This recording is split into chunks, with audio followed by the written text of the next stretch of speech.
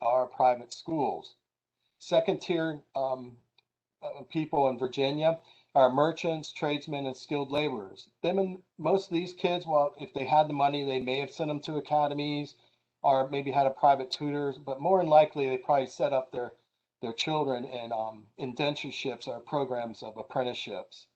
And then the last one is the third tier, which is the lower class laborers, poor whites, free blacks, and enslaved. For the most part, all with lower class laborers and poor whites, they will have an opportunity with the literary fund to try to get a primary education. Of course, free blacks and enslaved were forbidden to be educated in Virginia. I listed the types of programs that children could go through or young adults could go through in Virginia prior to 1811. These are apprenticeships, which were the most popular here in the colony of Virginia, and internships or indentureships, excuse me, of trades like anything from blacksmithing to farming to printing. But most of it was farming and domestic housework especially for female staff. There were free endowed schools. These schools existed very early on in the colony in the 17th century. Most of them fade away by the 1630s. Sunday schools will always be an option for education that would have been provided by what we consider the Episcopal Church today, but the Church of England prior to independence in 1776. Education by having a tutor. Of course, wealthier folks could take advantage of that. And then we had academies, and then common schools, which are these early literary fund schools. Lori Kimball is going to jump more into these different types of schools like tutors, academies, and common schools during her program. The first attempt for free education in Virginia was through Thomas Jefferson when he was governor. In 1779, he proposed a bill for the more diffusion of knowledge, which would provide a school and curriculum, teachers, school books, and also a teacher education program. Although this is the beginnings of what would eventually become free public education, it's kind of ahead of its time. And the reason is we're still in the middle of the American Revolution. There's a lot of mistrust of government running certain aspects of society, and especially the aspect of Thomas Jefferson wanting to use land tax or property tax money to build these schools and supply them with teachers. This bill actually never made it to the General Assembly. It failed even before it reached the Assembly. Now, with the Literary Fund in 1810, this was started by Governor John Tyler Sr. This is actually the father of John Tyler, who would later become the first Vice President of the United States. He lobbied the General Assembly to set up a literary fund that would provide counties who opted into the system to provide free education to basically at this time for poor white male and female students. Building the literary fund was very complex. It started off with only $12,000 in the budget. The money was being raised, and you can see in the quote there the different ways they would actually raise money for the literary fund, which was not a good way to create a fund that would supply education statewide. Once again, they lacked the ability to actually use direct taxation as property tax to supply these schools. But Charles Vincent Mercer comes up in 1816 and says, look, the federal government owes us well over $1 million, over $1 million in fees or money that was borrowed from the state for the War of 1812. Virginia lent the government, federal government, money to fight the war, and it came due in 1816 to pay the state back. He said, let's take the money from the federal government and place it into the literary fund. And because of that, the fund jumps from almost 13,000 up to well over $1 million in 1816.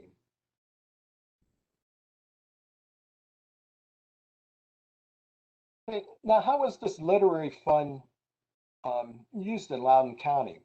Now, in 1818, the County of Loudoun sets up its first literary fund schools here.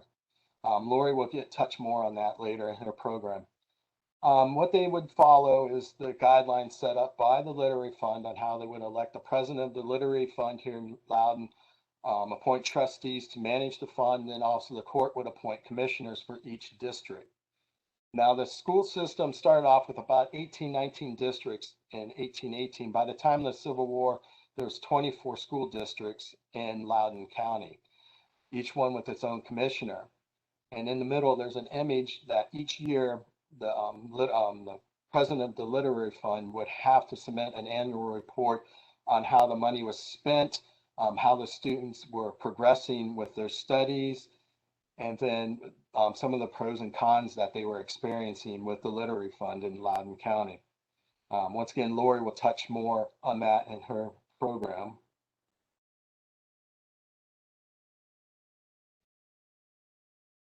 Now, the Literary Fund by 1830 is going to go a lot further than just for primary education for the poor. By the 1830s, other political leaders and movers and shakers in the state of Virginia saw opportunities to use this literary fund for other aspects in Virginia's education system. One was an act to establish a public library, or what is really the Library of Virginia today. An act to provide an asylum for the education of the deaf, dumb, and blind of Virginia. That school is still with us today, in Stanton, I believe. Money was also used for universities. Money went to the University of Virginia to actually help pay off the building costs of many of the units that they built in the 1820s for the newly founded College of Virginia. Money went to the Virginia Military Institute. Money also went to the Richmond School of Medicine to help with their programs. So the money was being dispersed well beyond its original intentions for primary school education. Now, in 1861, the Ordinance of Secession of Virginia seceding from the Union, in that there was a provision that the Literary Fund money would be used to finance Virginia's war effort. This would end all primary education in Virginia for the duration of war. Some funding did continue to University of Virginia Military Institute. A lot of this money from they used was actually purchased bonds and Confederate bonds and money during the war. So the Literary Fund basically lost all of its money or our financing during the Civil War, especially when the war ended in 1865. Now, the Literary Fund is something that's still in Virginia today. Okay, it's existed since 1811. Some notable uses of literary funds after 1865 and in the period of the creation of the public education school system. Frederick Douglass High School in 1945 got a loan from the Literary Fund, I believe about $2,000 to help build the property, or the school, excuse me. Another $32,000 went to the Douglas County Training School. This was a school prior to Frederick Douglass High School. Now, this money was on loan to them, and eventually the county would have to come up and pay the Literary Fund back the amount that they loaned to the county. This is how it's done today. I couldn't find anything recently that the Loudoun County is actually using literary funds. I think a lot of the literary funds today are going towards probably poor school districts who need funding for new schools construction. So you can see the Literary Fund is the beginnings of a public education school system. I mean, it had a lot of holes in it, but it actually set up a foundation that in 1869, 1870, when the public school system was established in the state of Virginia, that they did have a roadmap to work with. So now I'm going to turn my program over to Lori, and she's going to talk more about the private schools here in Loudoun County and the literary schools as well. All right, thank you.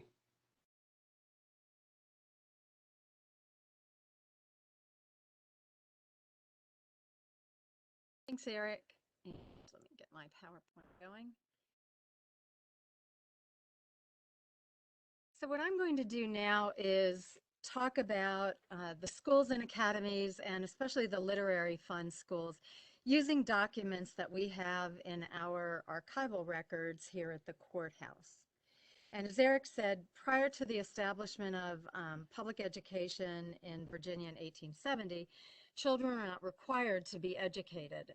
As a predominantly agricultural county, many of Loudoun's lower and middle income students began working on the family farm at a young age and never received formal training. Wealthier children could be educated at home by a tutor, sent away to a private school, or educated in a private school near their home.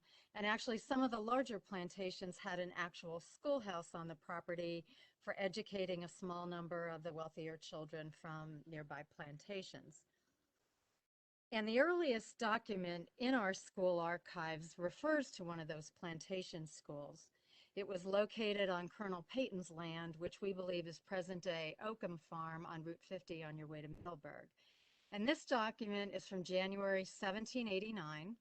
It is an agreement with teacher Matthew Kennedy and this list of men here who agree to enroll their children in the school for a fee of 30 shillings per scholar. And teacher Kennedy proposes teaching spelling, reading, English, grammar, writing, and arithmetic. As I said, this is the earliest document that we have in our school archives. There were lots of academies, as you saw. Let me go back to the previous slide here. Just a number of schools and academies in Loudoun pre-Civil War. And one of those was the Wicks Female Academy in Leesburg. This is an advertisement from November 1830 in the Genius of Liberty newspaper publication. And Mr. and Mrs. Wicks are holding this school in Leesburg. Now, we could not find a deed in our records here, so it doesn't appear that Mr. and Mrs. Wicks actually owned the property. They were probably renting a building for purpose. But they're, as you can see in this ad, they're accommodating day scholars. They're accommodating girls who can board there. They list the course of studies, the types of ornamental work that they're going to teach, and needlework. And they also, for an additional fee, offer music on the piano. So in their course of studies, in addition to the basics of spelling, reading, and writing, and arithmetic, young women could also learn bookkeeping, English grammar, including parsing of sentences, geography with the use of maps and globes, and also they were going to be taught how to make maps, astronomy, philosophy, logic, history, and mythology were just some of those classes that were going to be taught at the Wicks Academy. Under the topic of ornamentals, which would sort of be like our modern day art classes, there were different types of paintings, shell work, ebony work, filigree. This is an example of what theorem painting is, which was one of the topics offered under the ornamental classes. This is theorem painting on velvet, and it's an example from Colonial Williamsburg's collection. And when being taught needlework, the girls were going to learn samplers, how to samplers, and different types of embroidery stitches, again from Colonial Williamsburg's collection. The Leesburg Academy was another private school that operated during the 1800s. It opened in 1799 in Leesburg, and it operated out of a rented building until this brick school was constructed next to the courthouse around 1843. And the academy was the longest operating school in the county during the 1800s. It eventually closed in the early 1870s, and then it was sold to the county in 1873 for $7,500. And it's still a part of today's courthouse complex. And here is an advertisement for the Academy. Let's see, when did that run? The June 22nd edition of the Genius of Liberty. It announces the opening of the Academy under the new leadership of Robert Chapman. And they also offer not just classes for day scholars, but boarding for boys who come from a distance to attend school. And Reverend Chapman would be teaching Latin, Greek, French, English, and various branches of science. Now let's talk about the literary fun schools that were here in Loudoun County. As Eric said, they were optional. The cats showed up and showed themselves to the audience. Okay. Um, the the schools using literary funds was optional by county. If you did opt to take those funds, a board of commissioners was established in each county. There was a commissioner who served as president and another as treasurer.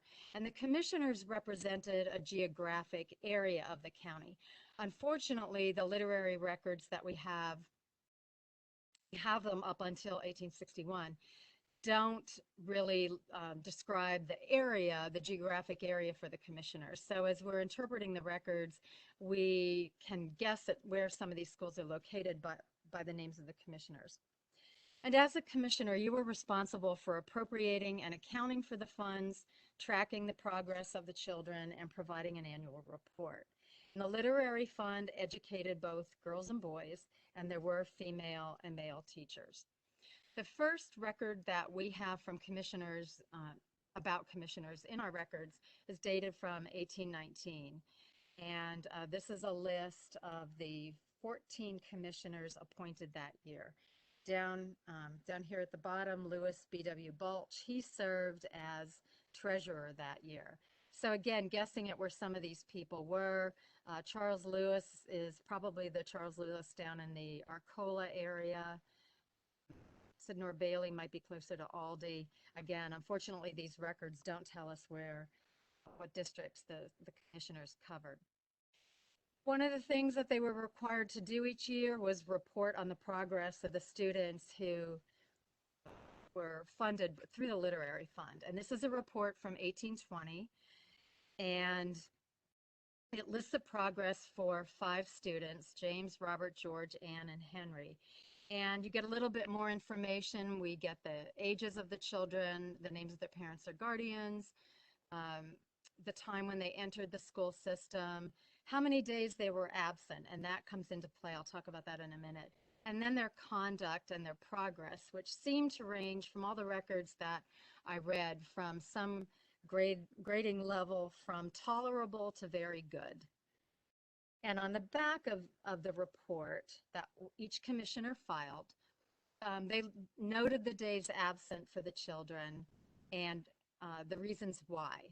And so, for example, here we can see the impact of measles in the community that year. James McDonough lost 10 days due to the measles, and the remainder of those days he was kept home by his father, probably because he was caring for family members who also had the measles. And that was the case, as you can see here, for Ann Jones.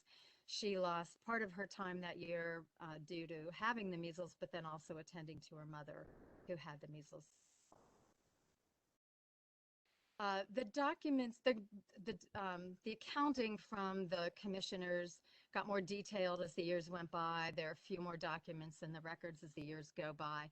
And this is the start of one from 1829-1830 school year, where they're listing the number of, this commissioner was listing the number of elementary books and what those books were. So you can see some of the names here. These students teachers were using books: History of the United States, Rome, Greece, and England. And then over here on the side is this interesting little note that the children were taught spelling, reading, writing, and arithmetic. And then there's an accompanying note: some children who appear to deserve it have been taught English, grammar, geography, etc. And at the female schools, they seldom go beyond the simple rules of arithmetic, and plain sewing is also taught. The challenges faced by these children, they were daunting in attending school. And the commissioners each reported on these things during their annual reports. And so, for example, they noted very frequently that these children, the literary fund children, lacked proper clothing to attend during the winter months. They were often kept home, even if they weren't sick, but they were kept home by sick parents to nurse them. And as one commissioner wrote, I think there was 8 or 7 schools one year that were totally vacant during the harvest season. The scholars are taken home by their parents to labor in the fields, or the children were hired out to others to help with the harvest. And of course, diseases, as we just saw with the measles. But also the parents are so poor. This is a direct quote from one of the commissioners, the parents being so poor as to be unable to procure medical aid and other means of restoration, which are available to the reach of the wealthy and even middle classes of society. This chart shows the numbers for the schools over a period of time. And the reports, the numbers and the types of numbers that were reported changed over time. But we can see here starting in 1822, the commissioners reported a total of 46 schools in the county, attended by 30, number of schools attended by poor children, therefore funded by the Literary Fund, 30. The number of poor children entitled to the fund, 524. Now, they didn't list the number of poor children that year who were funded by the Literary Fund, but we see that in 1823. And you see over time that the numbers of schools are growing, the number of children entitled to the benefit growing, and then the number who actually attend. Now, we were surprised by the total number of schools in the county. And we weren't sure, but we assume that this total number of schools includes the private schools, the academies, Quaker schools, and so forth that were here in the county. We also theorize, but we don't know for sure, that some of these schools, and maybe many of these schools, were actually held in a person's home, that they weren't a physical schoolhouse. Because we really have not seen in the records thus far, in deeds, for example, 70 schoolhouses in the county. So that's an assumption that we have. And in fact, the Literary Fund did not even allow funding to be used for the building of schools until 1829. And then after that, it was only 10% of the allotment from the fund that could be used to build a school. And the last record we have in our Literary Fund records is from 1861, and it's only 2 pieces of paper. And it is the resignation of Andrew Seitz, who was a commissioner from Lovettsville. We don't know exactly where the schools were, but that was his district. He resigned on March 12, 1861. And note his wording where he said he's intending to remove in a short time from the county.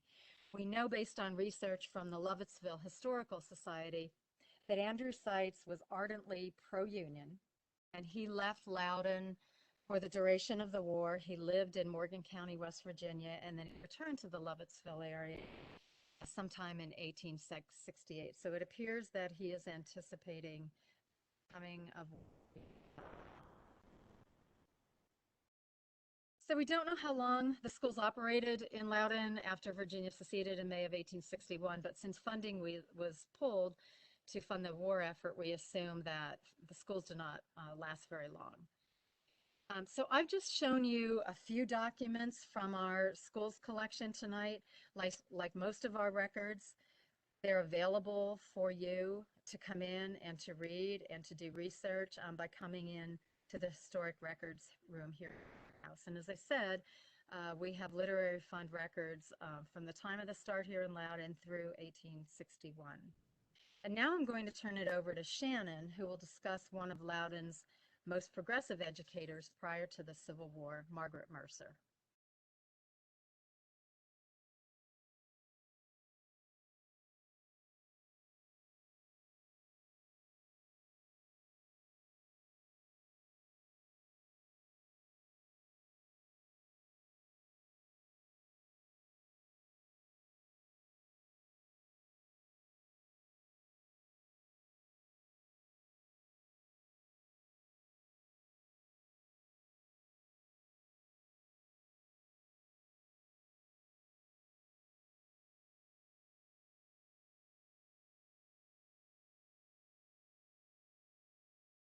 Okay, here we go. Can everyone see my PowerPoint? Okay, so what I'm going to do is I'm going to kind of go over a brief view of Margaret Mercer's life. She's most well known for her time in Loudoun County, but I'm going to talk about her time before that as well, because she was an educator in other parts of Virginia and in Maryland before coming to Loudoun County. Okay, so Margaret came from a prestigious family of politicians, and lawyers. Although Margaret herself mostly avoided political entrappings, her focus was always on education. So as you can see here, she was the daughter of John Francis Mercer, who is a member of the Virginia House of Delegates and a governor of Maryland. And she was a cousin to Charles Fenton Mercer, who is a member of the Virginia House of Delegates and a member of the U.S. House of Representatives. Her father was a Virginian who moved to Anne Arundel County after marrying Margaret's mother, Sophia Sprigg Mercer. And it's not clear how many children John and Sophia had, but we know that Margaret was the fourth child, and she most likely had three brothers. We know definitely that she had a brother, John Mercer Jr.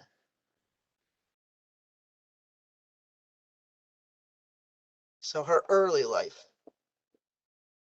Although Margaret is most well known for her time in Virginia, she was actually a native of Maryland. Her mother's side of the family resided in Maryland, while her father's side resided in Virginia. So Margaret grew up on the estate in Maryland called Cedar Park. It is a historic home and is listed on the Register of Historic Places. It's located in Anne Arundel County, Maryland. The home was constructed in 1702 and it has other names including Ewen upon Ewenton and West River Farm. Margaret received the same education as her brothers, and it was noted in her memoir and other sources that she used her father's library quite often. She is also known to be an avid writer and sent many letters to her family in Essex County, Virginia. And you can see here's a picture of Cedar Park.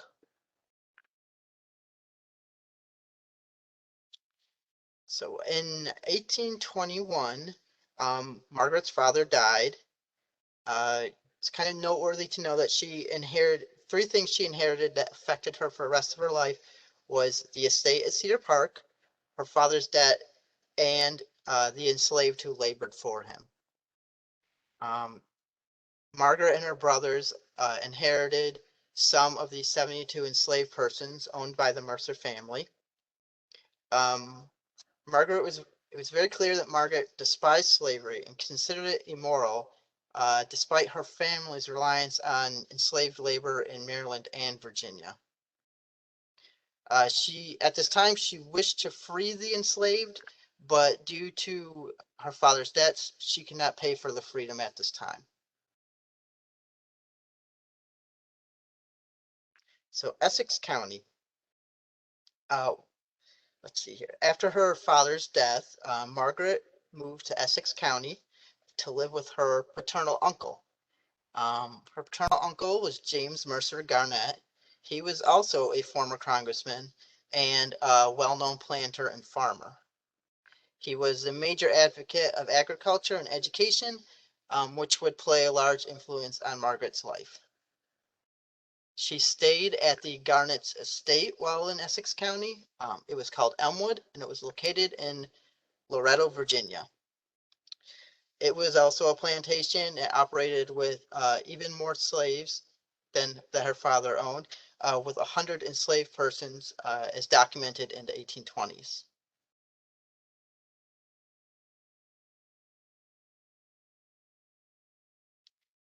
So the Elmwood School, this was where Margaret had her first experience teaching, and this was at a school called the Elmwood School.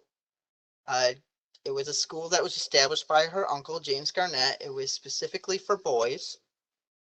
She taught there for 4 years alongside her cousins, James Garnett's daughters. And during this time, she also started a Sunday school in Loretto where she taught free blacks probably how to read and write, but possibly other subjects as well. And here's an image of Elmwood.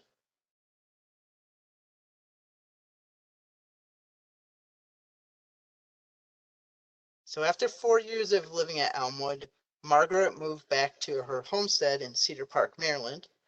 And here she would establish the Cedar Park School, which was very successful and allowed Margaret to free herself from her father's debts and she was able to free the enslaved that she inherited from him. So 1825 is when she left Elmwood and returned to the estate. The Cedar Park School was a girls' school that she held out of the family home.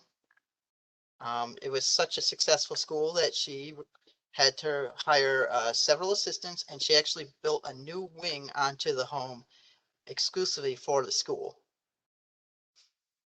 And school was in operation for over 10 years, and it was during that time that she was able to accrue enough profit from the school that she was able to pay off her father's debt and purchase the freedom of all the enslaved persons that she had inherited from her father.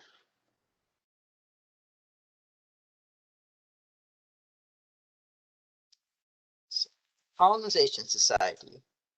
I'm only going to briefly go over the Colonization Society.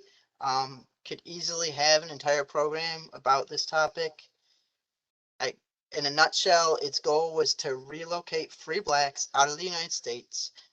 Many places were considered, being considered new U.S. territories at the time, the West Indies, and even Haiti. However, they eventually decided on the west coast of Africa. So, American Colonization Society was founded by Margaret's cousin, who I mentioned earlier, Charles Fenton Mercer, in 1816. As I mentioned, it was established to relocate free blacks. So they said so they would not face prejudice. There's obviously other reasons they wanted to relocate free blacks, but on paper that is what it said. They encouraged the manumission or the freeing of the enslaved so that they could be relocated, and they eventually settled on the nation of Liberia, and that was chosen in 1822. The society was primarily made up of Quakers and slaveholders, and as I kind of alluded to earlier, many of the members had different motives and intentions for supporting the relocation of free blacks.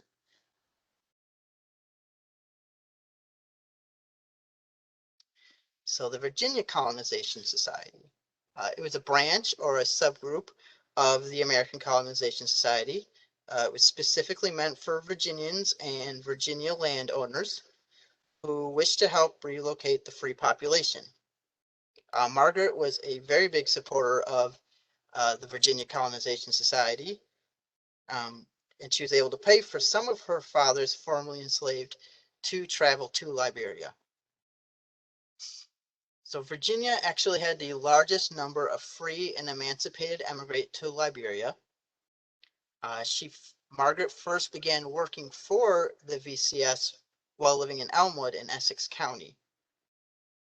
Her uncle James Garnett was also a member and eventually become vice president of the society. And she was able to pay for, that we know of, 6 formerly enslaved to emigrate to Liberia.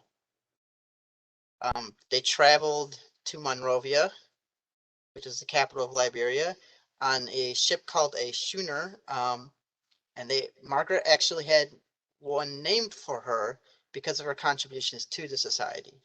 And this is just an example of the sailing ship that they would have used.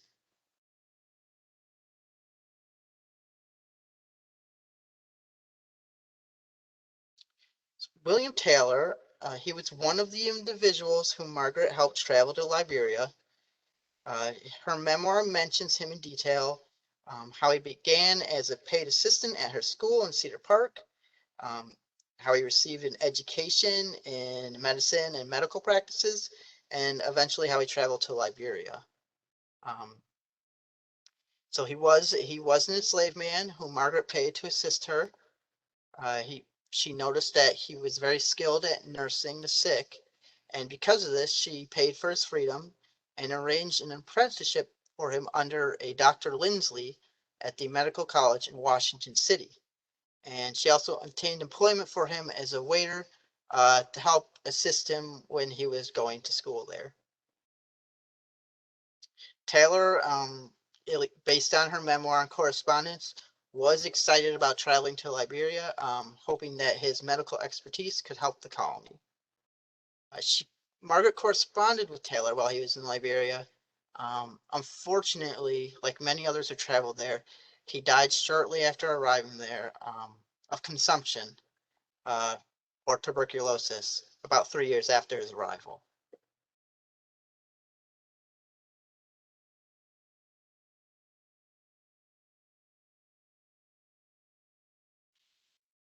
So Belmont. So now we move on to her life in Loudoun County. In 1836, Mercer purchased the Belmont property from Ludwell Lee, who was the nephew of Francis Lightfoot Lee. She purchased it from his son-in-law, Wilson Selden, and his daughter, Elizabeth Selden, as Ludwell had passed away, and they had inherited the property. So Belmont is located near Ashburn, Loudoun County, near what is now Belmont Country Club. Mercer hired and paid enslaved workers to help develop Belmont into a school. She had hoped by paying the enslaved, they'd be able to use these wages to purchase their friends and family's freedom. Because of her father paying off her father's debts, helping the six formerly enslaved travel to Liberia, and other things, she was now suffering financially. She'd also had a disappointing school venture in Baltimore that I did not go over because it was so short-lived and was not really was not a successful venture for her.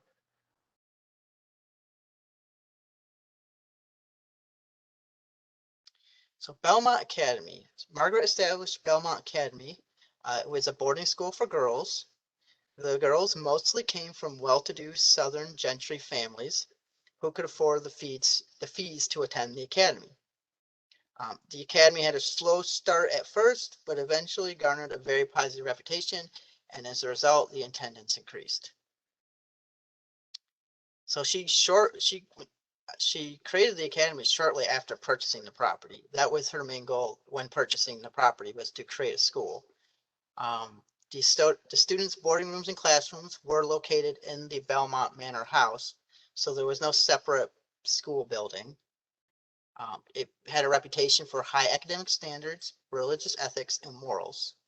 Other subjects we know that were taught there include philosophy, French, Latin, geography, geology, and astronomy. And the tuition was around $250 a year. And because of the success, she had to hire on 7 additional assistants.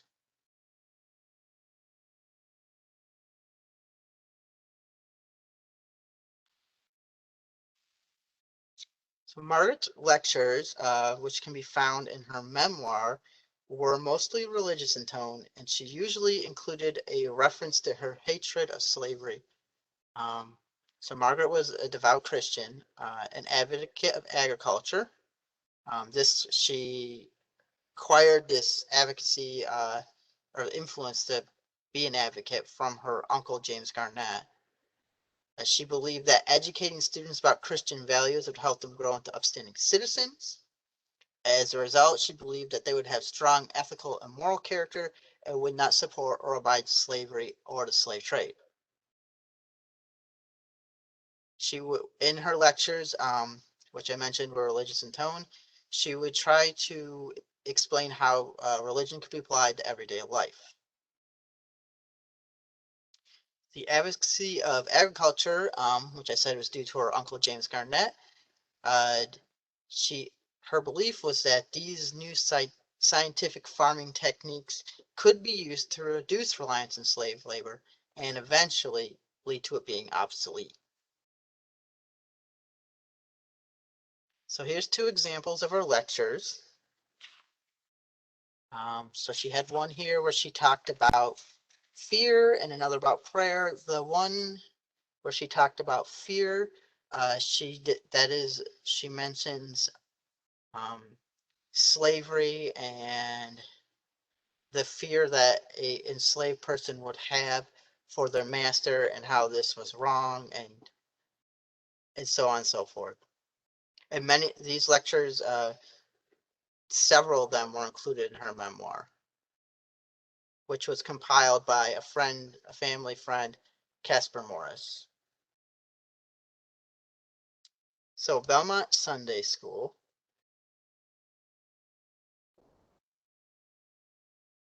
Margaret also created a Sunday school specifically to help educate African Americans in the area.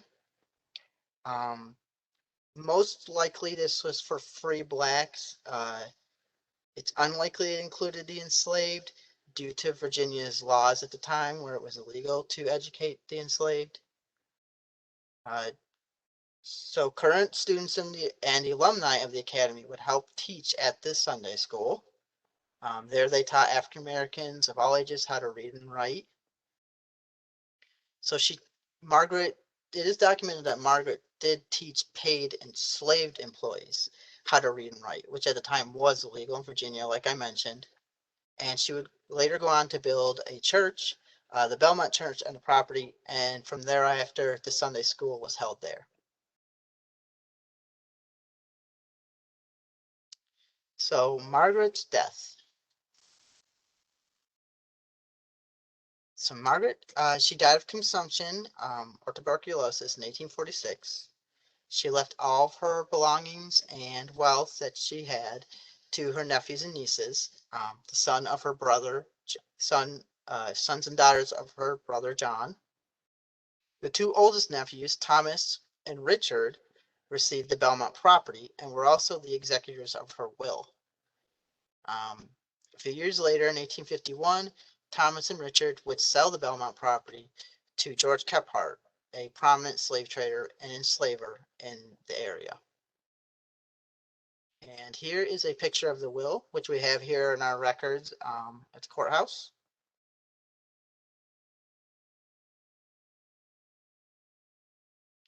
I'm going to briefly talk about Emma Moore.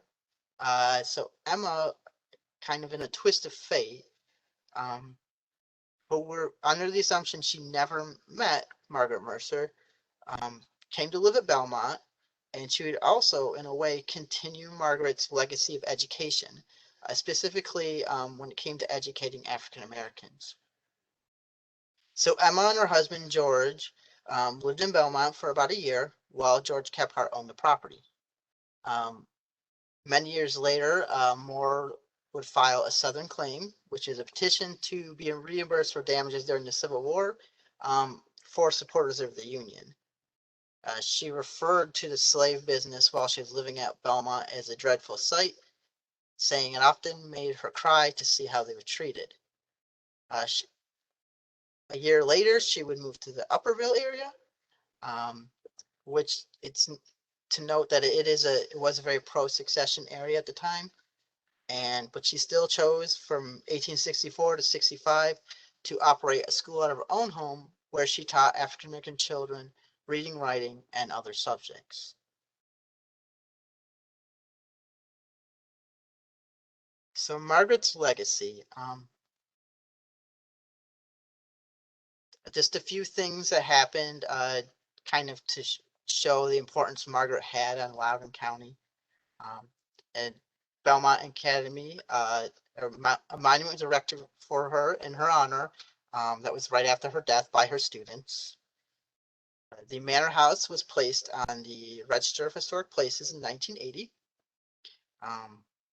It is worth noting that Belmont Estate has been developed over the years, and the chapel did hold regular services until 1936. It was destroyed by arson in 1967. A new church was built on that same land many years later. A room at the Thomas Balch Library is named in recognition of her. And in 2018, a Virginia Historic Marker was dedicated in her honor. So that's all I have about Margaret Mercer and her legacy and the importance she's had in Loudoun County and other parts of the country. I think this would be a good time if people want to start thinking about questions they have. They can start messaging me just so we'll be ready when the Q&A session comes. So now I'm going to hand it over to Laura Christensen from the Thomas Balch Library.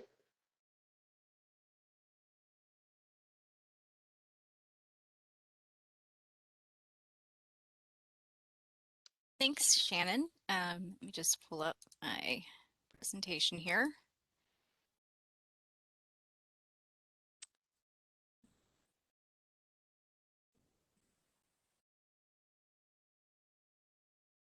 Excellent. And hopefully you guys can see a lovely slide with the Thomas Balch Library on it right now and hear me. I'm pleased to be here tonight to share some materials with with you all from the collections of the Thomas Balch Library. There's a weird pop-up. Let me get rid of that. Okay. We are really lucky at the library to have many materials that sort of fill in some gaps. Now, we don't have comprehensive materials related to every educational institution that has ever existed in Loudoun County, but we do have some that can give us insight into the lives of students, teachers, and others who were involved with helping with education. So building on the excellent presentations of Eric, Lori, and Shannon, I have compiled some materials here that sort of elaborate on what they've already discussed. These include documents, records, books, and artifacts from the 18th, 19th, and I fudged a little. I know this was supposed to be before the Civil War, but I have some that are after because I just couldn't not share them. One of my favorite and very items in the collection that I find very touching is this school slate. I think we're all familiar with slates even now. That blackboards aren't as common in classrooms, but we don't usually think of the handheld ones that each student would have had. This slate has computation on it from Jack Johnson that we know happened, that he wrote on this slate as a young boy before 1907, because that's when he passed away. The fact that his family preserved this artifact of his education as an important part of his really short young life, I think is really touching, and we're pleased to have it here in the Thomas Balch collection as part of the Charles A. Johnston collection. Lori and Eric both gave a lot of great information about early schools, private schools, and academies. And there are really wonderful advertisements, as Lori included in her presentation, for a number of academies. We also, in addition to advertisements like the ones you see here for the Middleburg Academy and the Leesburg Academy, have some information and photographs of these buildings that were collected over time. One, for example, is the Snickersville Academy that you can see here on the left, and has some interesting information here saying that Patrick Henry once spoke there, which I'm going to follow up on because I'm intrigued to see where and when and why Patrick Henry may have spoken at the Snickersville Academy. We have a lot of material related to the Leesburg Academy, which, as Lori said, was one of the longest running schools in Leesburg's history. Included are some notices related to the lottery that was used to raise money and items like the circular that you see here. So this document would have been sent out to potential students and their families so they could see what programs will be offered, the terms, and the costs. I think it's really interesting that the cost for this particular term, which unfortunately I don't think there's a date on this document, which we don't have an original, this is a photocopy, but it says was $8 for a term, unless you took high school. As far as algebra, it was 10. There was additional costs for additional areas of study. And it goes into great detail in this document about what was charged for and what additional fees were available. And you can also see that they provided references for the school. A particularly wonderful item that we have in our collection are the minutes of meetings of the Board of Trustees for the Academy between 1833 and 1860. And you can see the cover here, and I've included a few pages that we can take a look at really quickly. These are from 1833, September particularly, around this time of year. And what is generally discussed in here are business affairs regarding the academy, but you also get information about hiring teachers, maintenance and improvements on the building. The entry that you can see here, which unfortunately I don't have a transcription that makes it easy to read, relate to the hiring of the Reverend John A. Getty from Easton to be a teacher at the school. If you have a chance, come by and take a look at this item. It's part of our rare book collection, but like all of the material I'm showing you, it's available for anybody to come in and see.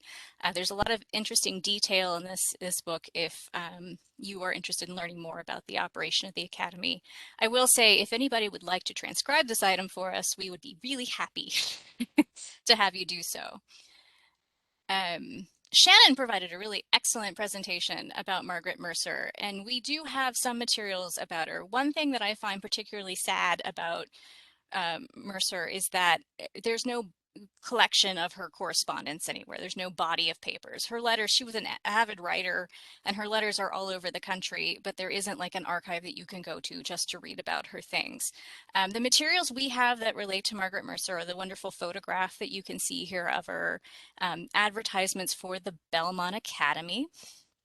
But we also have copies of her book, Popular Lecture on Ethics and Moral Obligation. And one thing that I think is really interesting about the book in particular is the level of celebrity it gained for Margaret Mercer as an educator, a thinker.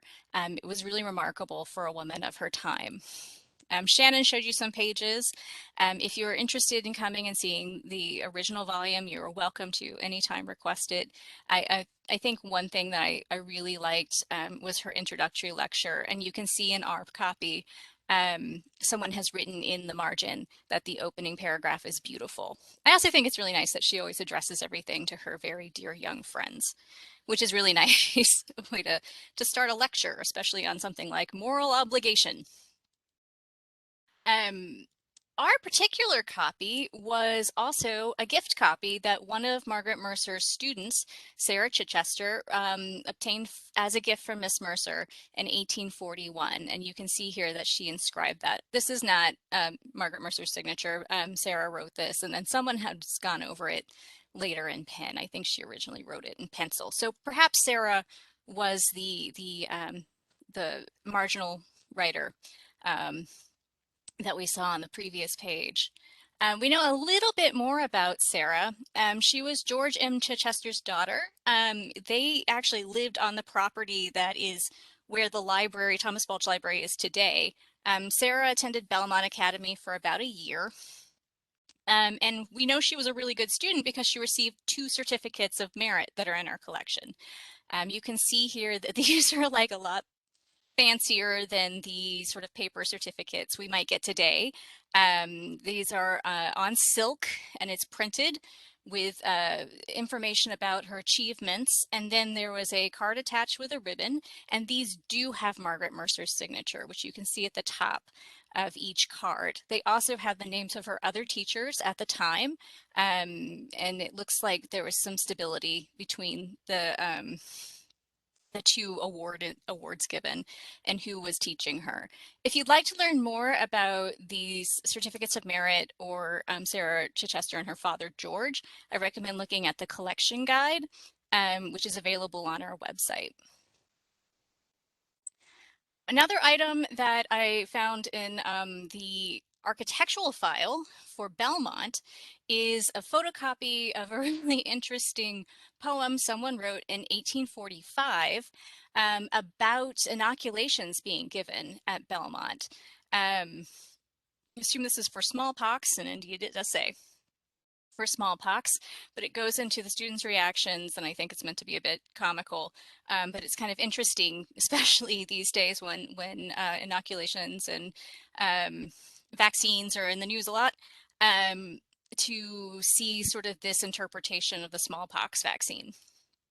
So I recommend coming and taking a look. We also have a copy of Casper Morris's memoir of Margaret Mercer. And Casper, I think, is an interesting character. He was a friend of Miss Mercer. He was also a neighbor, and I kind of think of him as like maybe the nosiest neighbor, because he's collected a lot of wonderful information about her. And he went to a lot of trouble to find letters and documentation about Margaret Mercer's life, to collect her letters that were out sort of in the wild and include them in this volume.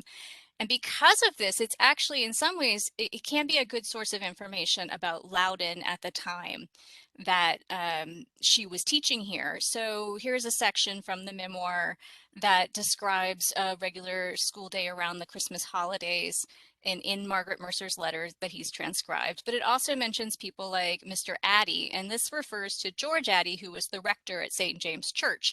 So we get some ideas about local characters and other conditions in the county, which is kind of fun. It makes it worth a look. Our copy is a little bit fragile. People are welcome to see it, but I also highly recommend looking it up. It's available online in full on the Internet Archive.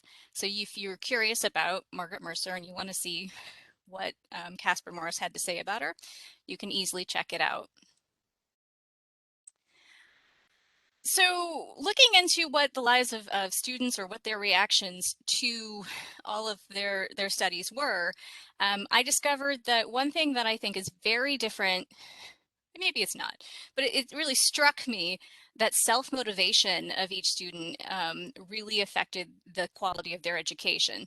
So much of the education, even when they were in an academy or had a private tutor, was still self-directed, where they were given materials to read and had to follow through with actually doing that.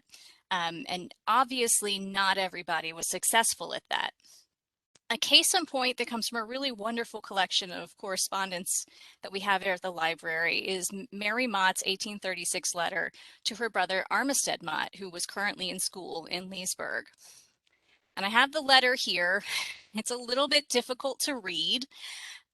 So I did put up a transcript, but just so you can take a look at the handwriting and see Mary's wonderful handwriting. The thing I love about Mary Mott is that she was basically raising her brother. So they were orphaned at a young age. Both of them had court-appointed guardians to oversee their education and raising. But Mary sort of takes Armistead in hand and wants to make sure that he makes something of himself and does well. So here you can see she's giving him a very, very, very hard time for not being a very good student. She's saying that he's improved admirably in the handwriting in his last letter and his orthographic pursuits, and that she's really pleased he's reading Plutarch's Lives, which she describes as a very dry and uninteresting work, which I think probably echoes what Armistead had said about it. But then she goes into some details saying that she hopes that he realizes the precious and fleeting days of youth are time best suited to the improvement and the formation of great habits, good habits. And then they go into some detail about at the bottom of the second section here, about a teacher, Mr. Brent, that is Armistead's teacher, and she says that even though he's somewhat negligent, you can see he's traveling to Washington and doing some other things, that his education, Armistead's education, depends on himself. And he is the one who really needs to develop good habits to study and learn.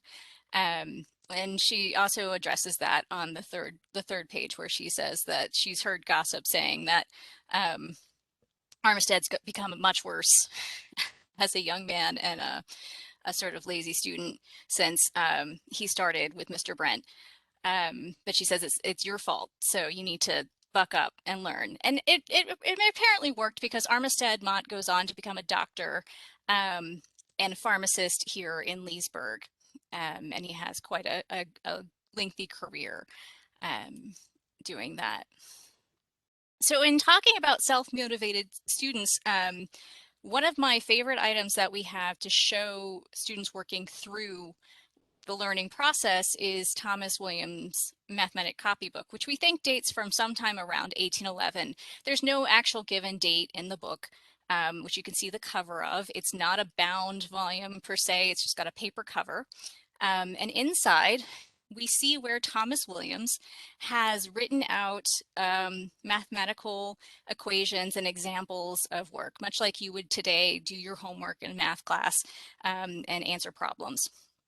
And just kind of flipping through some of the things he learned. Multiplication is very common today, but I don't know that we all learn about avoirdupois, which I actually am not going to pretend that I even know what that is, other than that it involves measurements of flour, it looks like here, and spices.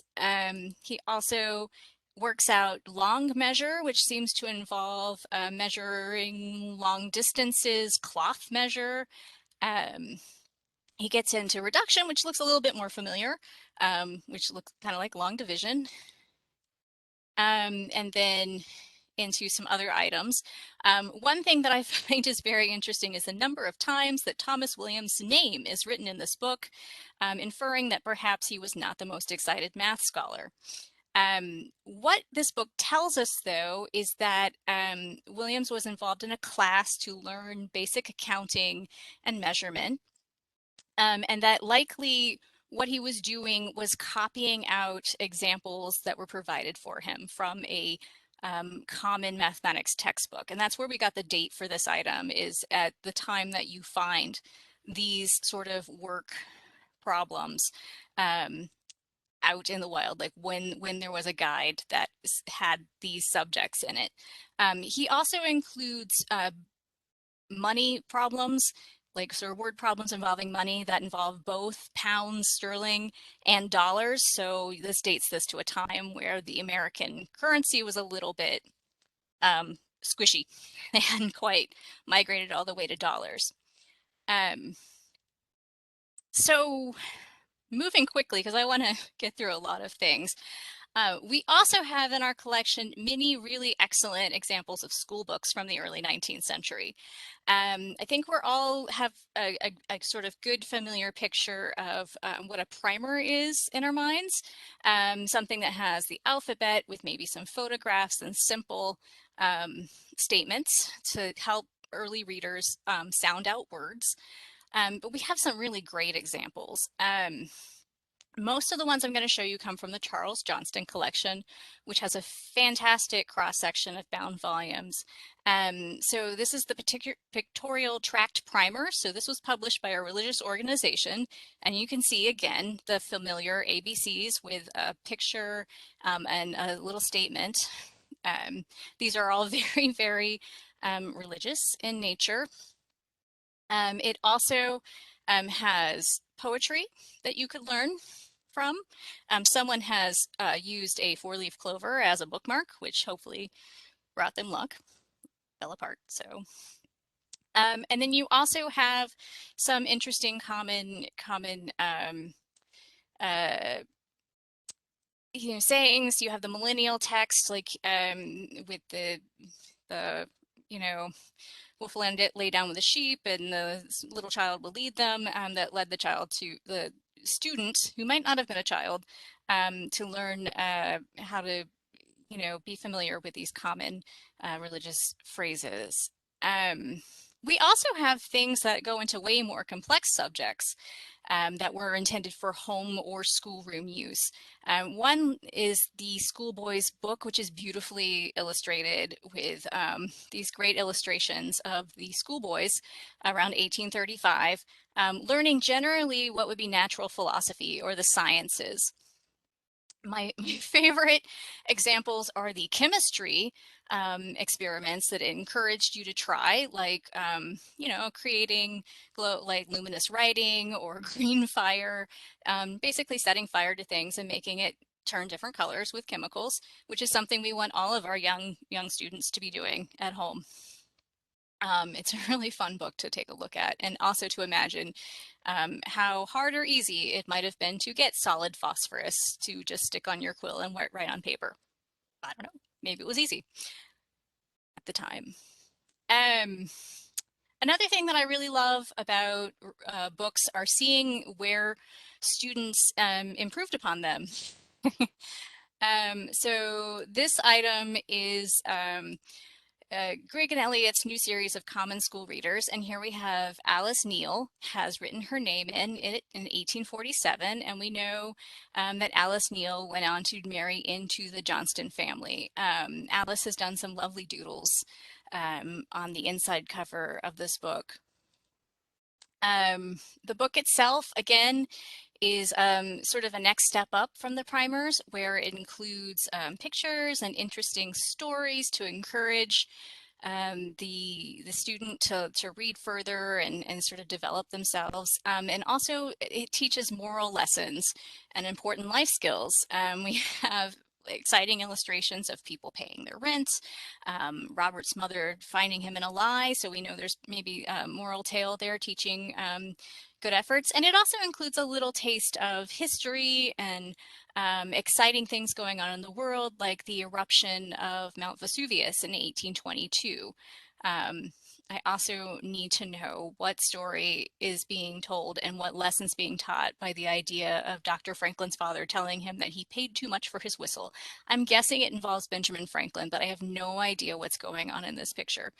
I'm intrigued. So in terms of practical information, we do have things like atlases. This is Goodrich's Comprehensive Geography from 1855. And as with the other books, it is highly illustrated, which is great. The improvement of printing processes after the say like 1830s made it much easier for people to gain information like this and sort of see pictures of what was being talked about. Goodrich's is also interesting to us as modern viewers because it shows us how people thought about places at the time. So here we have the entry about the state of Virginia. We can obviously see that it's a lot bigger because West Virginia is still part of the state. And it also gives us some demographic information about Loudoun County that I'm going to guess is based on the 1850 census. So it tells us the number of white residents, free colored residents, and enslaved people, as well as a total for the county, and then gives a population of Leesburg as 1,691, which is kind of interesting to think of compared to today. So again, I encourage you to come and see any of these materials because I just kind of ran through them. I just wanted to show as many as I could. And I just want to conclude with a little bit of more modern information. So this moves a little bit after the Civil War with the materials related to Loudoun Valley Academy because I wanted to include something about teachers. My mother's a teacher, and I feel like it's really important that we recognize the dedication and contributions of teachers whenever we can. Please tell her I said that.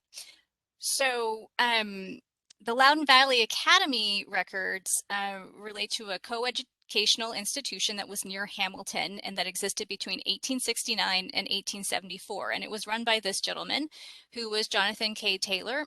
He was originally from Purcellville. And he had a sort of checkered career where he taught in many institutions outside of Loudoun, but he returned after the Civil War. He purchased a store in Hamilton that didn't actually turn out well for him, so he gave that up and decided to start a school. And we have in our collection, along with the book you just saw, his school register. So we can see here on the cover that this is a pre-published register, but it has his name, J.K. Taylor.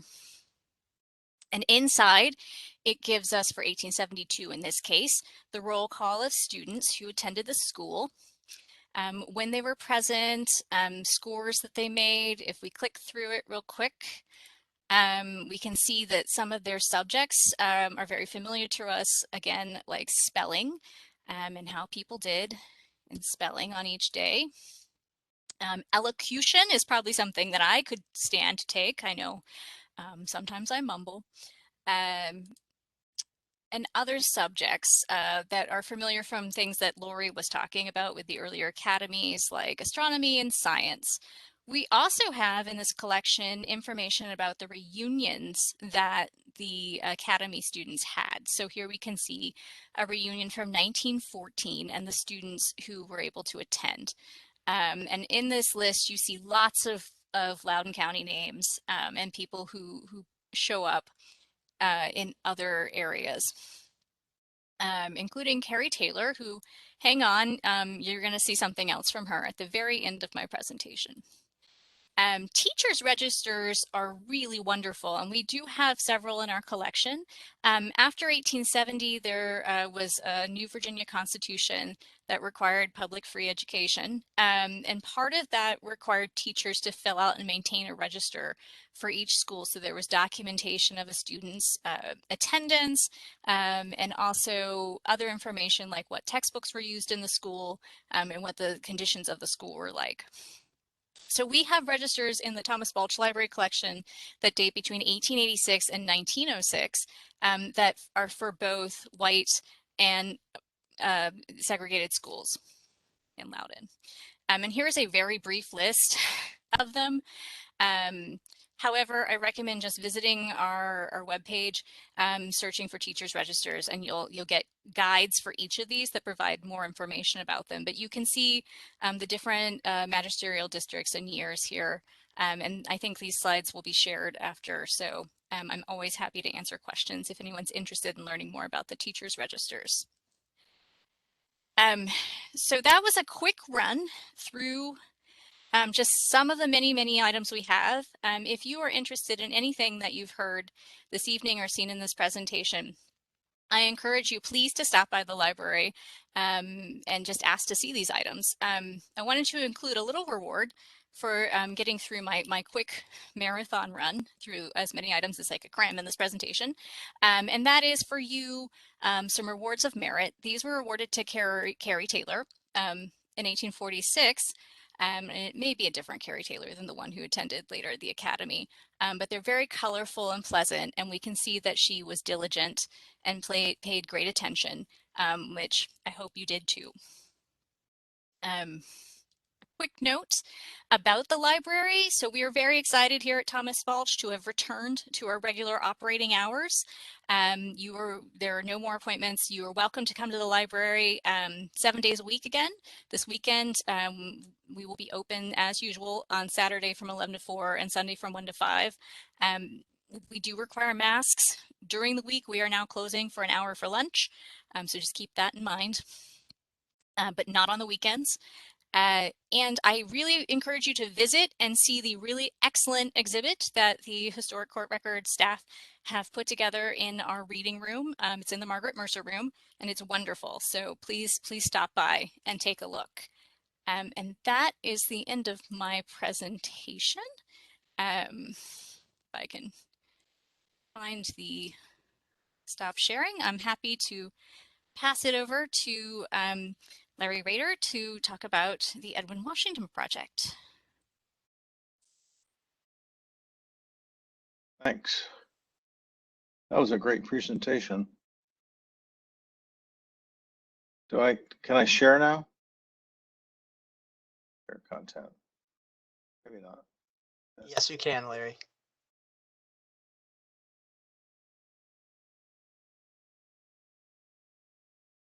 Second. Okay, hopefully you can all see that. So I'm here to talk about the Edwin Washington Project and what it's about. You see, firstly, a drawing, charcoal drawing, done of a youth from Reconstruction in Leesburg called Edwin Washington. This fellow was a teenager working in the hotel across from the courthouse during Reconstruction. And right after the Civil War, as you know, racial tensions were high. But he said, I need an education as well as to keep my job. I got to put food on the table for my mother. There's no father in the family and my siblings. And he managed to negotiate the right to do that. This is the first example we're aware of, I'm sure there are others, of a Black youth negotiating the right to do that, keep a job and go to school at the same time. So we've named our entire project after him as a symbol of Black tenacity throughout segregation to get an education. Now, I did the drawing, but we don't really know what he looked like. This drawing is based on a collection of ideas from the Black community. We went to them and said, what do you think he looked like from the back? Because we don't know what his face is. And everything we do in the Edwin Washington Project is done that way. It's a community effort. We were asked in 2014 to document what happened to Blacks in a lot of the segregated schools. Dr. Hattrick I looked at a study I had done on the Conklin Colored School near South Riding and said, do this for all of Loudoun County.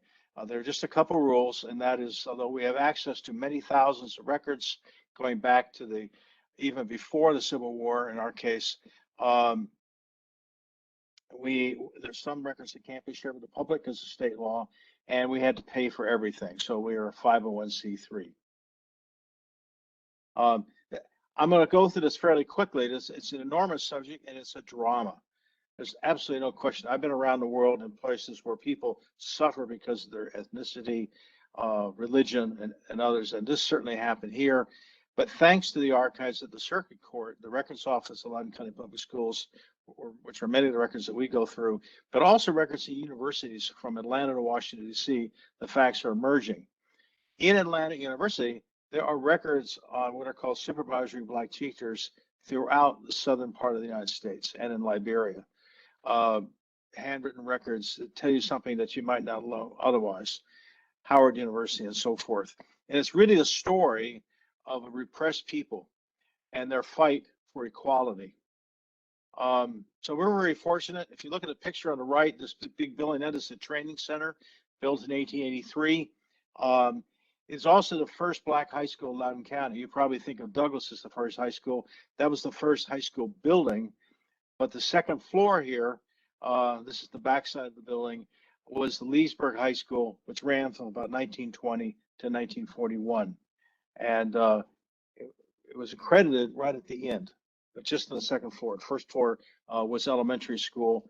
The little building to the right there is the old Sickling Color School, which was torn apart and moved there. And these are many of our volunteers. The story that we're telling is going to be related in a book published by Georgetown University Press in a few months, we hope. It's based on interviews, such as these fine ladies here in the bottom. You see there, this little key is from a cabin that was owned by enslaved people that she inherited. We talked to people who have an enormous history, not just looking at records. Some samples of the drama. Basically, the story is this. White establishment, certainly before the Civil War, did not want blacks to get educated. It was illegal, although not always. Even back in colonial times, blacks could get some education, but it became illegal after some slave rebellions. Nevertheless, Quakers here in Loudoun County would educate enslaved and freed blacks on occasion, and others did as well in Virginia. And once the war was over with, the White Elite came to accept, yes, okay, we'll give blacks nominal support, but only so far, so long as white supremacy is not threatened. You see this throughout Virginia, the South.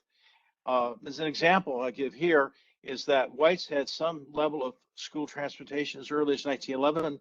Blacks didn't have anything until 1937. That was a single bus. They repeatedly demanded fair schooling. Anyway, a plan that's been mentioned earlier emerged in 1869 to establish free schools for everybody in Virginia in 1870. Blacks had a large role in that decision to do that.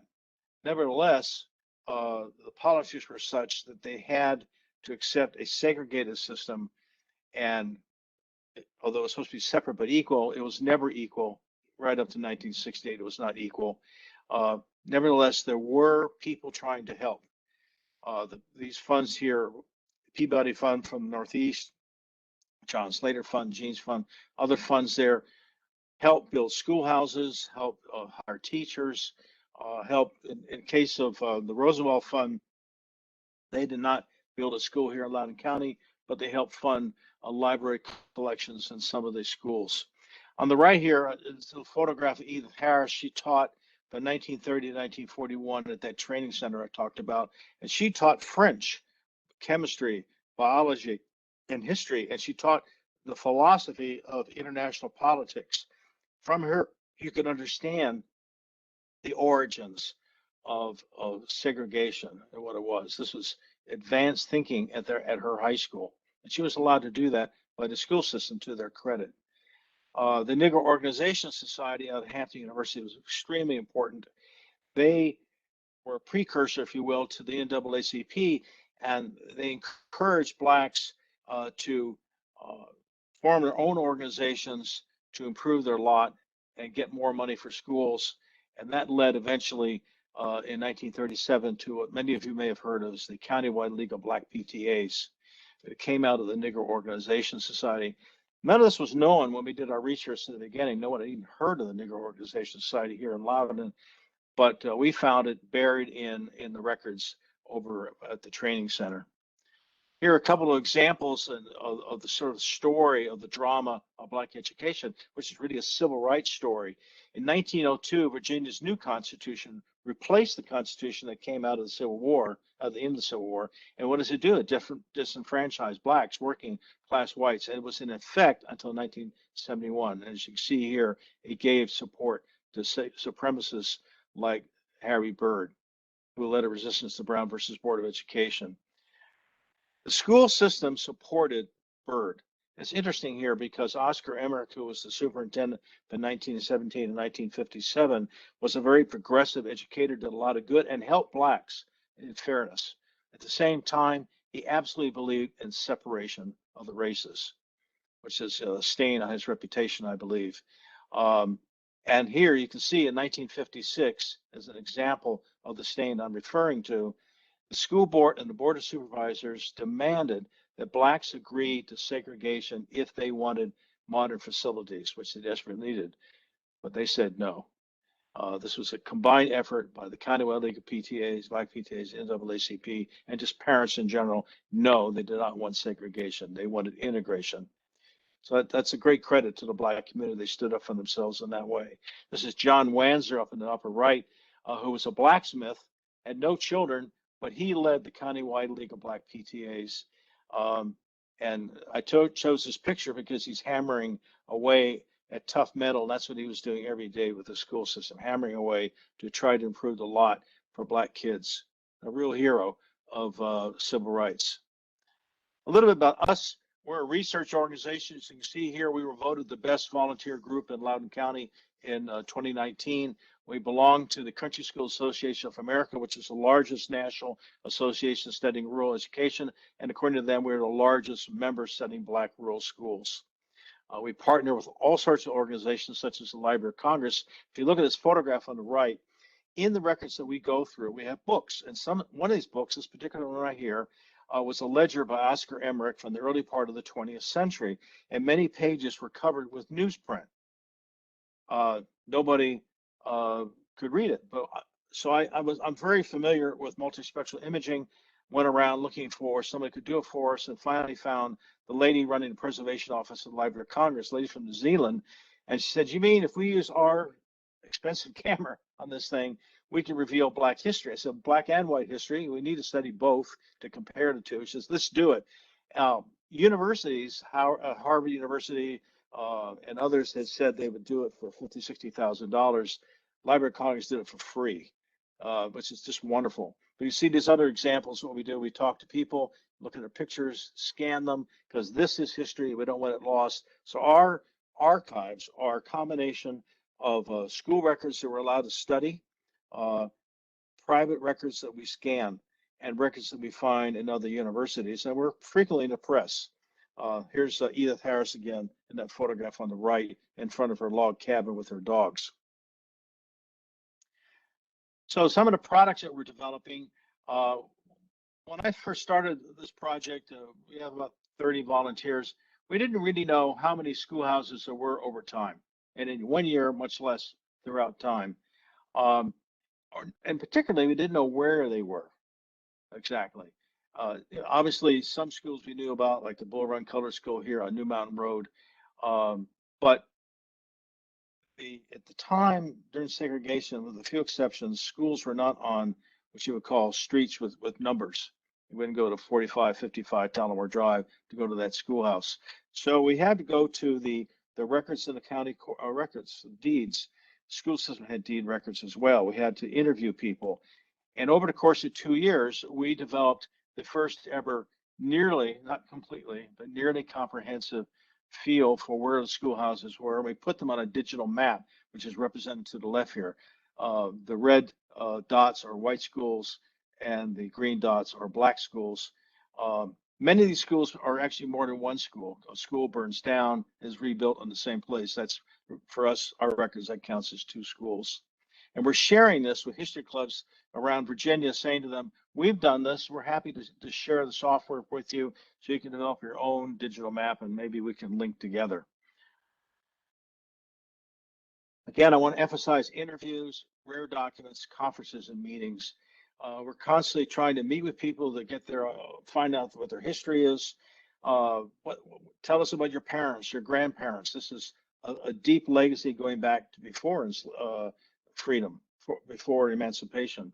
And so, like the gentleman over here, Nathan Bailey from the buses, is specializing in bus transportation of all kinds. He's going around to each schoolhouse and doing a film in front of it, explaining how people got to that school, both black and white. Up here in the upper left, the lady and the gentleman there, Ms. Grigsby and Dave Prevish, what they are doing is specializing in petitions. Now think about this. During Jim Crow, black parents are going, women mostly, are going from farm to farm and going to churches on Sunday, getting people to sign petitions. They asked the white government, who did not want petitions, who spoke against having petitions, said, we want better schools, we want better teachers, we want better salaries, we want toilets in some cases, we want repairs. I read this one petition where a building was falling over and they said, look, we'll help, we'll provide labor, we'll provide some of the money, but you've got to help us out. It's a real story about civil rights, and those two there are going to do. We're going to do a series of physical displays of these petitions in libraries, and we hope at the Smithsonian as well. It's over here on the left. Tony Archiro is a PhD in education, and on our team. This is before we started transferring the records to archival boxes. So these are the boxes our records were in, which were banker boxes when I first started the project. Worst place you want to put fragile documents. We transfer them now at our expense into archival boxes made by Gaylord to protect them. You know, if you see this leather bound book, we deal with very fragile documents. I have a master's degree in library science, so I train all of them how to handle these documents. And we go through old buildings. So here's a picture in the middle of one of our volunteers walking through the training center. No electricity in that place, no heat. We're flashing our flashlights, and we see along one wall a bit of color. And we thought, what is that? We start prying away at the wood, and inside the wall, literally between the inside and the outside wall, we found enormous ceiling tiles on which people had put who taught what when in different schools. So I just hid it in there, and it was forgotten for decades. So we removed them all. We're preserving them, and they'll be displayed in our next headquarters, which will be at Douglas High School, we believe. A few examples of important research findings. I kind of like to focus just for a moment here on the picture on the right. Edwin Cicero Brown, an attorney. Mr. Brown is this really fantastic person. He grew up on an Indian reservation in Oklahoma. He and his parents went by Conestoga wagon to Indiana, ended up in an integrated high school, learned musical instruments. So he and his friends got together in a secondhand Model T with 5 secondhand tires, if you can imagine, after they graduated from high school, and went to Washington, D.C., and he enrolled at Howard University. Worked his way through the university and law school, scrubbing floors. A great example of Black determination to get a quality education. One of his very first jobs in 1951 was he was hired by the Blacks of Leesburg, Virginia, to argue for real toilets in the training center. They just had outhouses in the back. If you can imagine, 2 floors, lots of rooms, the kids go in and out all the time, standing out in all manner of weather in long lines, like in the wintertime. He said, no, we need to have toilets inside. He threatened a federal lawsuit. The school system pushed back. Well, we can't do that. It's going to delay things, but he won. His grandson right now is one of our primary donors of the Edward Washington Project. And you can see some other examples here. 1921, I'd like to focus on that just for a moment. The fellow who was the lead of the high school program at the training center, 1921. Now, if you know about 1921, you know there were race riots going on around the United States. It was a very dangerous time for blacks to stand up for their rights. Every school in Loudoun County took the lead of the black high school program on the second floor of the training center, and they did a peaceful march to the center of Leesburg. Nobody ever heard about this. And we only discovered it by finding some pencil markings on some old school records, very faint pencil markings. And then we went to the Balch Library and correlated these to the newspapers there. The newspapers are not indexed in the Balch Library for the most part, but we were able to find what we wanted. And the local newspapers actually talked about the march as a peaceful march. So it's just, we're learning new things all the time. And again, it's a drama. Where do we meet? Well, on the right, lower right, there's one of our volunteers, Nathan there, who specializes in transportation. That's where we work. It's a very tiny little part of a larger room over at Round Hill Center. The staff there is wonderful, but it's cramped. Internet doesn't work very well. There's been 2 fires in the building. Power goes out occasionally, and there's less than 3 feet of space between that table and the wall, more like 2 feet. So you can't really have a meeting in there. We meet at the Balch Library. We meet at people's homes. There's me doing an interview. We also meet at Douglas High School. There's a former superintendent there at a conference we did in 2018. And we meet in churches like the Prosperity Baptist Church in Conklin. The pastor of that church is on our board of directors. We're now negotiating for a larger research center at Douglas High School to enable researchers from around the region to come in and conduct comprehensive research, more effectively share their stories or their ancestors, give us a chance to record them right there, and give them a chance to see their history in those documents to the extent that it's allowed by state law.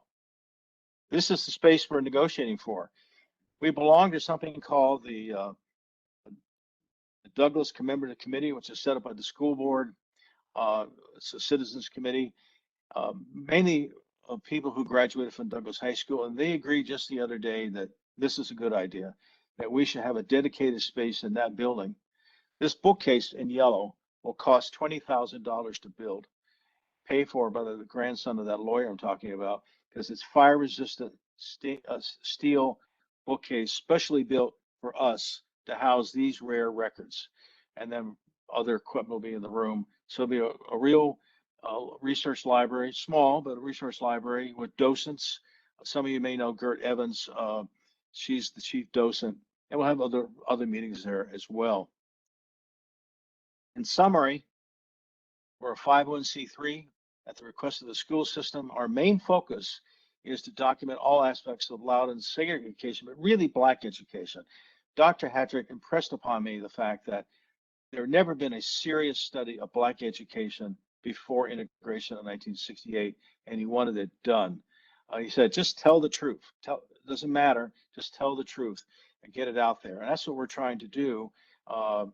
But we also study white education as well. As you see, we preserve all records. There's a picture of one of the bookcases that we're buying, a lot of interviews, and we travel extensively. Travel is a big part of our job. We go to all the old schoolhouses, we interview people around the county. But as I said a moment ago, there are records in different universities around the United States, Howard University, at Tuskegee, at Atlanta University, Virginia State University, Library of Congress, on Loudoun County education. And so we go around to them and try to figure out what goes on. But here on the right, we ask people, pull out all your old records, let's take a look at them, and if you allow us, let's scan them. That is my presentation. I hope I haven't lost you. Am I still there? Hello? Hello? You're still here, Larry. Oh, okay. All right. Yep. So that's my presentation. I want to thank you very much for the opportunity to speak this evening. I hope you found it interesting.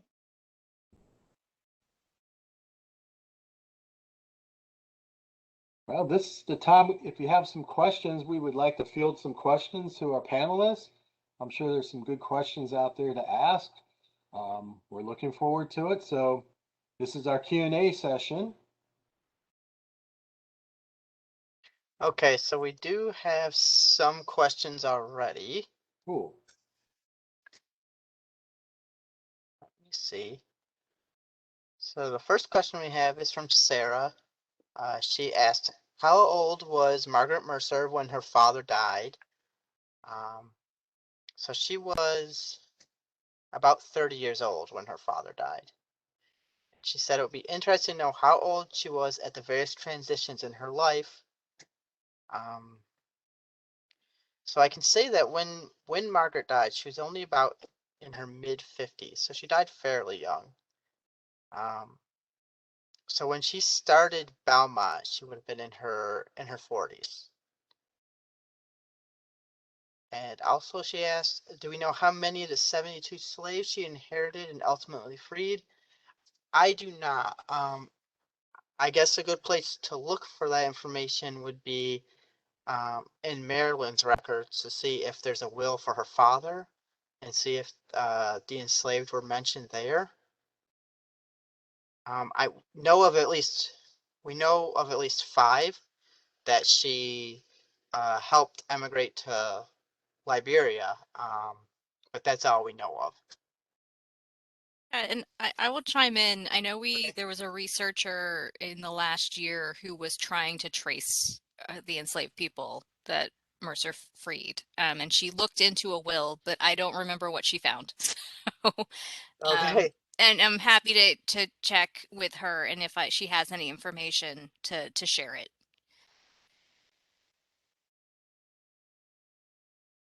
Okay. Thank you, Laura. So our next question comes from John. And he asked, were the early school board commissioners paid? We're not sure if they were paid or not. From the secondary sources we read on the history of the literary fund, I could not find anything saying how much they actually got paid, if they got paid at all. I did talk to Lori briefly during the presentation to see if she had come across anything in our school records with the literary fund, and right as of now, no, we haven't found anything if they were paid or not.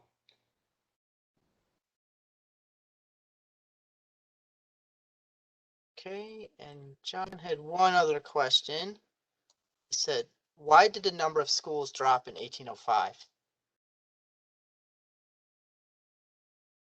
So that refers to the slide that I had with the change in schools and the numbers over the years. I think the question is about 1835 when the number did drop by about 15 schools. And I don't know.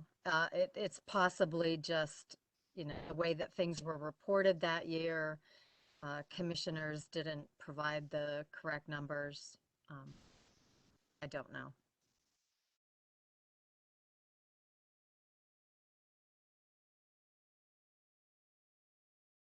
Okay, let's see, we have another question from Debbie. So she said, my understanding of Black education is that in 1819 Virginia made it illegal for slaves to meet at schools to learn to read and write, but that it wasn't until 1831 that the prohibition extended to free blacks due to Nat Turner's rebellion. And she wanted to know if that was correct.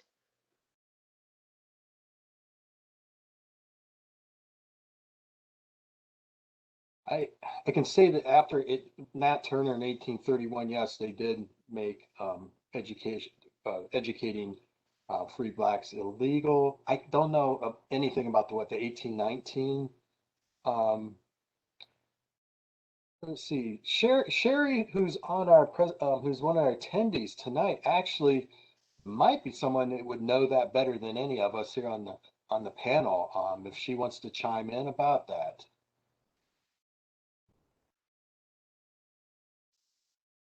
I'm not putting you on the spot, Sherry. I just figured you might actually have an answer to that.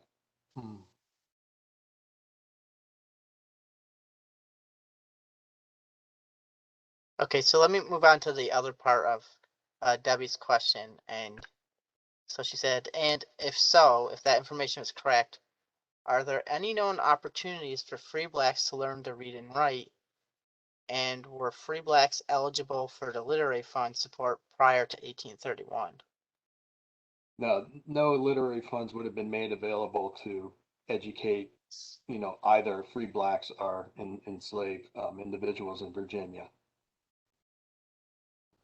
But if I could just offer, some whites did educate blacks despite the law.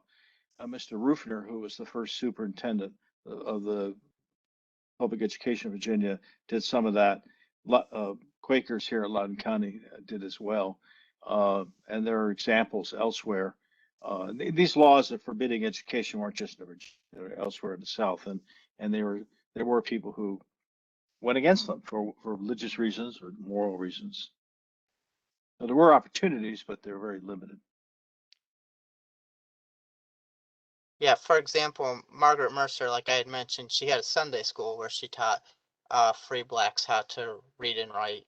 And then Emma Moore did the same in the Upperville area. Right. Okay.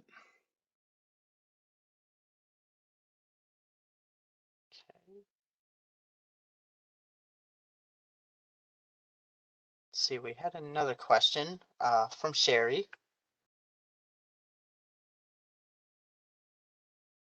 Many of your records discuss hiring teachers. Was there discussion about whether northern or southern teachers were hired?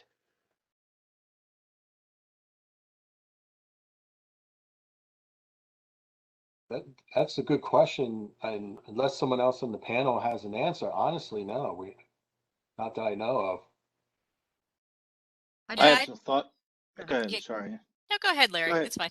No, good Laura. All right. Yeah. No, I think that the Leesburg Academy minutes might be an interesting source of information about that because they did seem to just mention the location that the teacher was coming from. But I just did a quick survey of them. I didn't comprehensively read through them, so I'd be interested to look further. That's a great question. It's pretty clear that certainly in the early days, there were Southern whites educating blacks. It transitioned rather rapidly to all blacks teaching blacks. And one of the reasons that I read that they didn't like this is that, and this relates to a particular teacher who lived out at the battlefield in Manassas, was that they were raised with a certain perspective on blacks, and they brought those prejudices to the black school, and they would see them as less than a white person, whether they really did or not. It was certainly the impression. So even blacks a lot of times wanted to be educated by blacks to avoid that. But these teachers, the black teachers, came from all over the place, south and north.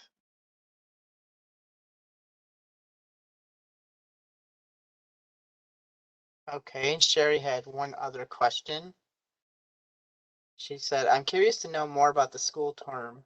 Was this a period of weeks or set calendar date, or did the farming cycle influence when schooling could start or end?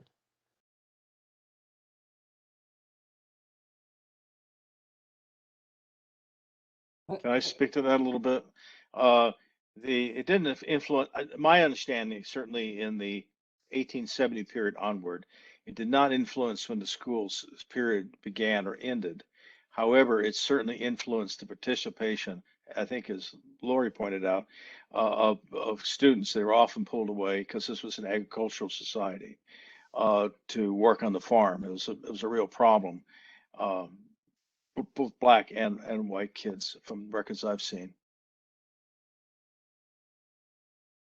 But the year was set. And I got that same sense from the literary fund records that we have, but they don't necessarily, I don't recall reading anything where there was a date given, this is when we started, this is when the school year ended, but that it was some set calendar period of time, at least for the literary fund schools.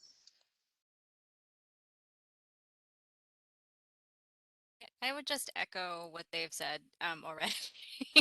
With the teachers' registers, you do see students who attend and then disappear for blocks of time. And another thing, anecdotally, in a lot of correspondence, you see it mentioned that students are out because of illness too. So that affected in some cases when the students were in school. It seems like they would close the schools if there was illness in the area of different types. That's much earlier. I saw a lot of that in the 1830s, 1840s.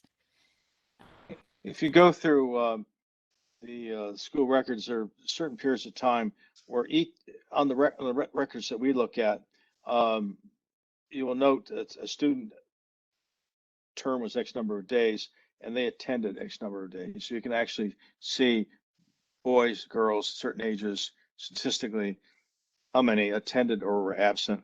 And I remember to Oscar Emmerich, one of the things he was a very progressive educator in many ways, really pushed the idea that people needed to go to school, and he gave awards to kids who did not miss schooling.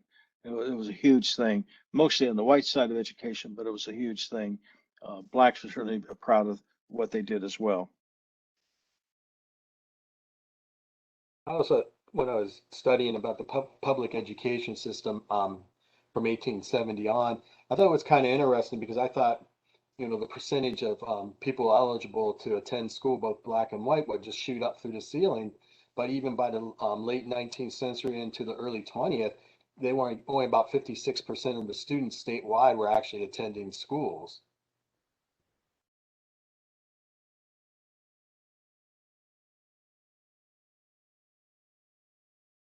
Okay, and that link I put in the chat, that was from Sherry. It has to deal with 1819 laws that dealt with prohibiting assembly at a church without a white person. Thank you, Sherry, for doing that.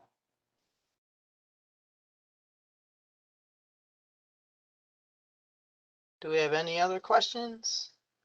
Shannon, there was the one from Henry about the Goose Creek Seminary. Okay, let me see if I can find that.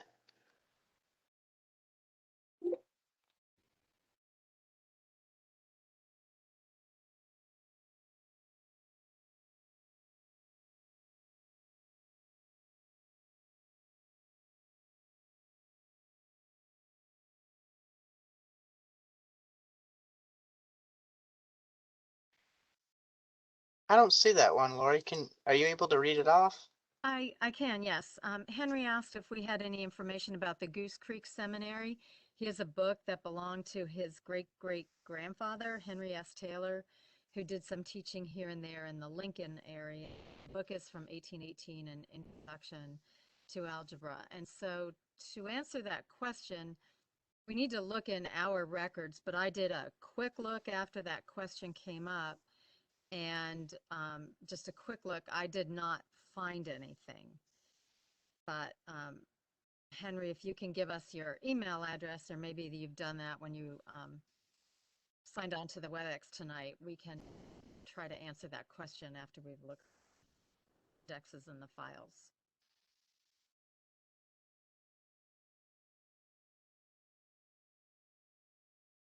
Do we have any further questions?